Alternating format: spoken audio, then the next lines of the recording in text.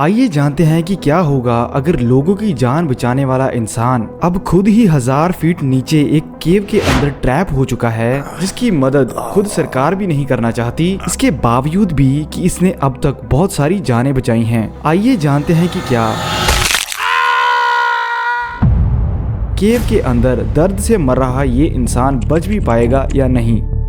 सिसिलियो low-pass नाम का ये इंसान बहुत लंबे टाइम से केव्स को एक्सप्लोर कर रहा है। अब उसका पैशन ये था कि अनएक्सप्लोर जितनी भी केव्स इस धरती पर बची हैं वो सारी की सारी एक्सप्लोर करेगा सबसे पहले जाकर। और इसी दौरान उसे पता चल जाता है कि दुनिया के सबसे बड़े जंगल में एक ऐसी केव है जिसे अब तक किसी ने एक्सप्लोर नहीं किया। और सबसे बड़ी बात उसे ये बताई गई कि उस केव के अंदर आर्कियोलॉजी की बहुत सारी पुरानी चीजें उसे मिल सकती हैं। तो इसीलिए सिलेलियो भी तैयार हो जाता है इस केव के अंदर जाने के लिए। और उसे पता चलता है कि ये केव 2.5 किलोमीटर लंबी है, जिसके बीच बहुत टाइट रास्ते हैं जिन्हें पार करना बहुत ही ज्यादा मुश्किल है। और केव की साइड पर ऐसे नुकीले पत्थर भी हैं जो एक सेकंड में किसी भी इंसान का सीना चीर कर रख दें। और इन सबसे भी बड़ी दिक्कत ये थी कि ये केव अमेज़न के जंगलों के बिल्कुल बीचों बीच है, जिसका मतलब ये था कि पीछे से किसी भी रेस्क्यू टीम या किसी और मदद का पहुंचना लगभग ना के बराबर ही है। ये सारी दिक्कतें सुनने के बाद भी सिलेलियो अपने आप को रोक नहीं पाया और लगभग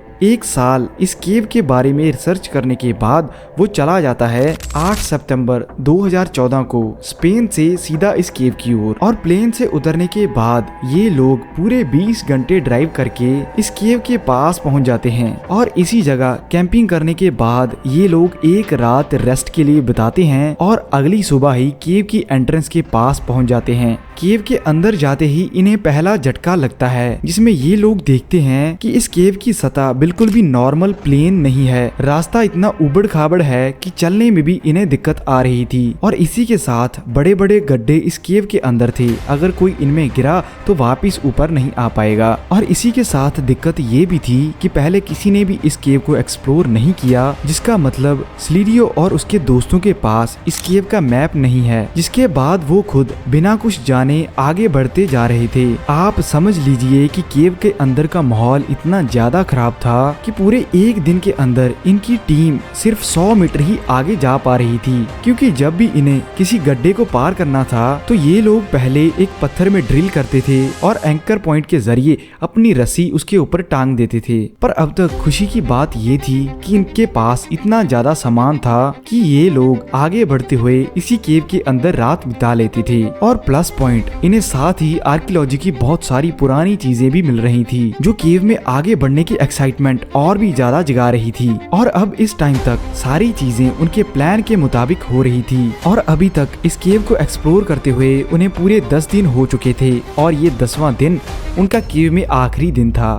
पर कोई भी नहीं जानता था कि आगे इतनी बड़ी ट्रेजेडी उनके साथ होने वाली है। अपने आखिरी दिन ये लोग केव की एंड पर बने हुए 13 रूम नाम की एक लास्ट जगह पर पहुंच जाते हैं। आपको बता दें कि ये केव का सबसे ज्यादा खतरनाक एरिया था, जिसके अंदर इतनी टाइट जगह भी थी कि सिर्फ इंसान का सर ही उसके अंदर जा सके। पर धीरे धीरे ये लोग इस केव के अंदर आगे बढ़ते जा रहे थे और इसी जगह इन्हें मिलता है बहुत बड़ा सा गड्ढा, जिसे पार कर पाना बिल्कुल ही नामुमकिन सा लग रहा था। फिर ये लोग अपने प्लान के मुताबिक उस गड्ढे के पास जाकर ऊपर ड्रिलिंग करते हैं और एंकर के जरिए अपनी रस्सी उसके साथ बांधकर नीचे फेंक देते हैं। और सबसे पहले सिलेलियो नीचे जाने की तैयारी करता है। वो रस्सी बांधकर धीरे धीरे नीचे जाता है। ऊपर उसके दोस्त वेट करते हैं कि कब वो नीचे पहुंचे और फिर वो भी आगे उसके पीछे जाएं। नीचे जाते हुए सिलेलियो बहुत ही ज्यादा एक्साइटेड था, क्योंकि अब वो दुनिया का पहला इंसान बन चुका था जो कि इस केव के अंत तक पहुंचा है। और इसी के साथ उसे एक्साइटमेंट थी आर्कियोलॉजी की चीजें जो उसे नीचे मिलने वाली थी। और ये खुशी एकदम से ही बड़ी दिक्कत बन जाती है जब सिलेलियो अपने सर के ऊपर गिर रहे पत्थरों को देखता है। वो एकदम से दंग रह गया कि आखिरकार ये पत्थर गिर कहां से रहे हैं। फिर रस्सी घसने की आवाज आती है और एकदम से एंकर उखड़ जाता है और सिलेलियो जोर से जाकर नीचे केव के अंदर गड्ढे में गिर जाता है। ये सिलेलियो की किस्मत ही थी कि 15 फीट नीचे गिरने के बाद भी उसे अब तक एक भी नुकीला पत्थर नहीं लगा था।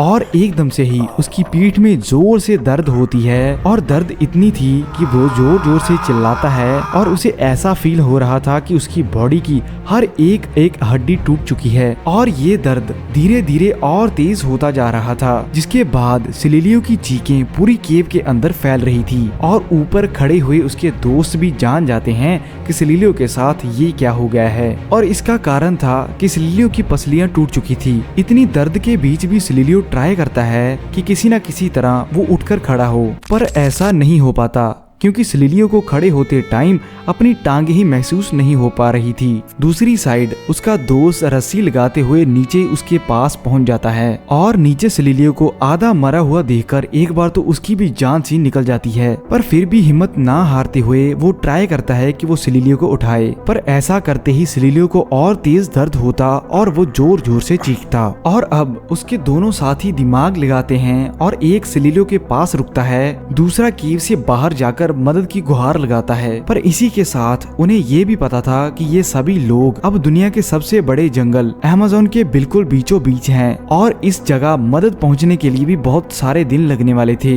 और इस सारे टाइम के दौरान सिलिलियो वहां केव के अंदर पड़ा हुआ तड़प रहा था और हर रोज उसका दोस्त लेटे लेटे ही उसके मुंह में खाना डालता रहता है और ऐसा ही करते हुए लगभग एक हफ्ता गुजर जाता है। जिसके बाद पीरू देश की मेडिकल टीम यहाँ पर पहुँचती है और वो लोग केव के अंदर पहुंचते ही सिलिलियो को पेन किलर्स देते हैं, जिसके साथ उसकी थोड़ी दर्द तो कम होती है। पर बड़ी दिक्कत ये थी कि सिलिलियो की हालत इतनी ज्यादा गंभीर है कि अब अगर उसे हॉस्पिटल ना ले जाया गया तो इसी जगह उसकी मौत हो सकती है। इसी के बाद सिलिलियो के दोस्त स्पेन की गवर्नमेंट से मदद मांगते हैं, पर आगे से स्पेनिश गवर्नमेंट साफ मना कर देती है कि वो सिलिलियो की मदद यहाँ से नहीं कर सकते। ये चीज सिलिलियो और उसके दोस्तों के लिए अब तक की सबसे बड़ी दिक्कत होने वाली थी। पर जैसे कि मैंने वीडियो की शुरुआत में आपको बताया कि सिलिलियो ने अब तक बहुत सारी केव एक्सप्लोर की थी, जिसके साथ उसने अब तक बहुत सारे रेस्क्यू भी किए थे, जिसके कारण केविंग कम्युनिटी के बहुत बड़े बड़े लोग उसे जानते थे।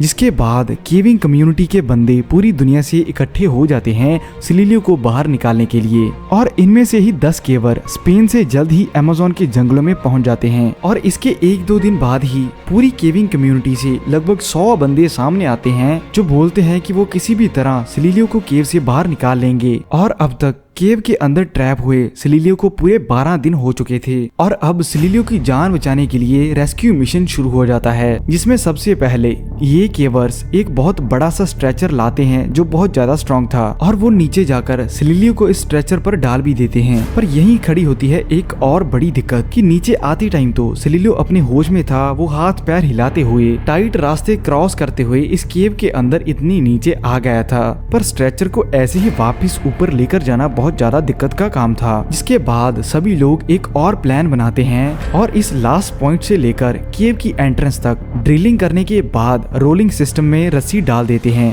और ये रस्सी आगे बांधी जाती है सिलिलियो के स्ट्रेचर के साथ। धीरे धीरे रस्सी खींचते हुए स्ट्रेचर भी ऊपर जा रहा था, पर इसी दौरान सिलिलियो की चीखें निकल रही थी उस दर्द से जो कि वो कई दिनों से सह रहा था और सिलिलियो को वापस ऊपर ले जाने में बहुत घंटे लग गए। जिसके बाद इमरजेंसी के लिए एक हेलीकॉप्टर भी तैनात था, जिसमें डालकर तड़प रहे सिलिलियो को जल्द ही हॉस्पिटल पहुंचाया जाता है। और कुछ महीने ट्रीटमेंट होने के बाद सिलिलियो फिर से कायम हो चुका था। वो धीरे धीरे चलना शुरू करता है और अब उसकी सेहत बहुत बढ़िया हो चुकी थी। अब एक 14 साल का बच्चा केव के अंदर तैरती हुई लाशें देख रहा है। क्या वो अपनी जान बचा पाएगा या नहीं, वीडियो पर क्लिक करके जरूर चेक करना।